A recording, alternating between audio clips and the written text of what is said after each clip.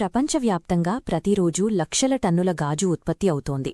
మన ఇల్లు, భవనాలు, వాహనాల్లో ఎటు చూసినా ఉండే ఈ అద్దం ఎంత సాధారణమైపోయిందంటే అది అక్కడ ఉందన్న విషయం మనం గమనించం.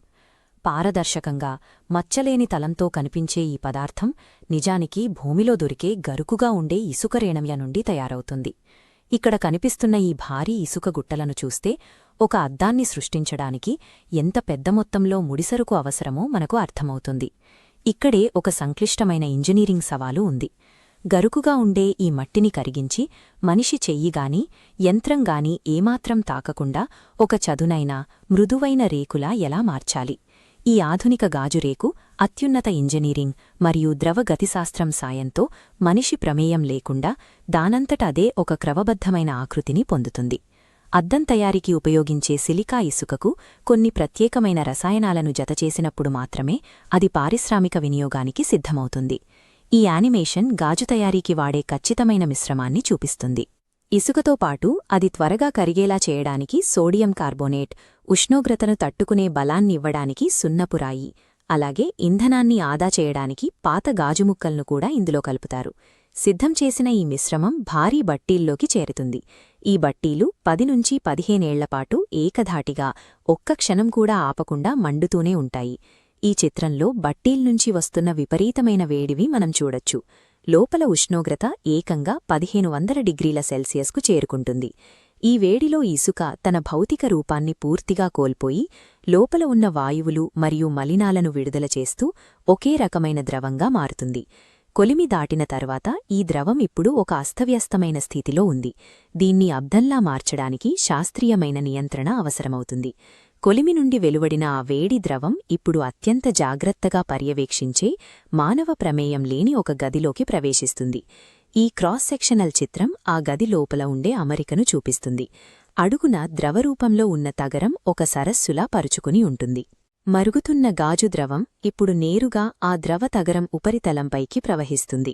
గాజు మరియు తగరం యొక్క సాంద్రతల్లో ఉన్న వ్యత్యాసం వల్ల గాజు ద్రవం మునిగిపోకుండా దానిపై తేలుతూ నూనెలా ఒకే స్థాయిలో పరుచుకుంటుంది. ఈ గదిలో తగరం ఆక్సీకరణం చెందకుండా నిరోధించడానికి నత్రజని మరియు ఉదజని వాయువులతో కూడిన వాతావరణాన్ని నిరంతరం నిర్వహిస్తారు.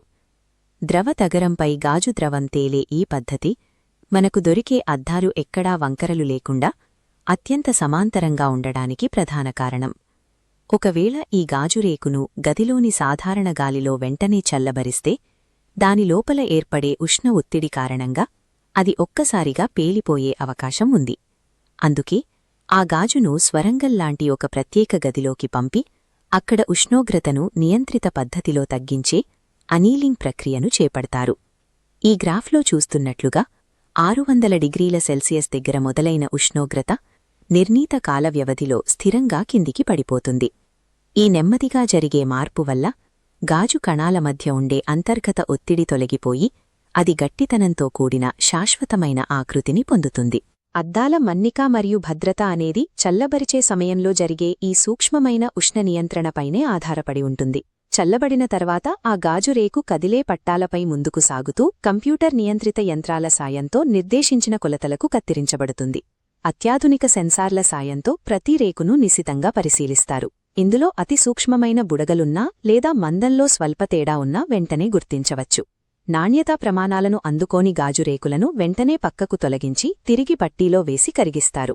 ఈ కఠినమైన పారిశ్రామిక నిబంధనలు ప్రతి ఉత్పత్తి కూడా ఒకే రకమైన స్వచ్ఛతను మరియు రూపాన్ని కలిగి ఉండేలా చూస్తాయి. యంత్రాలు చేసే ఈ ఖచ్చితత్వానికి దూరంగా ఒక హస్తకళాకారుడి నైపుణ్యం మరియు వేగంతో సాగే మరో ప్రపంచం కూడా సజీవంగా ఉంది. ఈ చిత్రంలో చూస్తున్నట్లుగా కళాకారులు ఒక లోహపు కడ్డీ ద్వారా వేడి గాజును బయటకు తీసి దానికి తమ శ్వాసతో రూపమిస్తారు.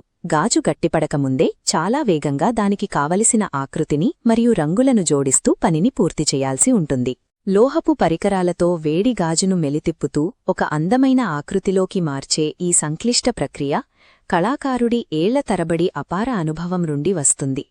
భారీ పరిశ్రమల ద్వారా వచ్చే ఖచ్చితత్వమైన లేదా కళాకారుడి చేతుల్లో రూపుదిద్దుకునే కళాఖండమైన గరుకు ఇసుక నుండి అద్దంగా మారే ఈ ప్రక్రియ మానవ మేధస్సుకు ఒక నిదర్శనం. ప్రపంచవ్యాప్తంగా ప్రతిరోజూ లక్షల టన్నుల గాజు ఉత్పత్తి అవుతోంది.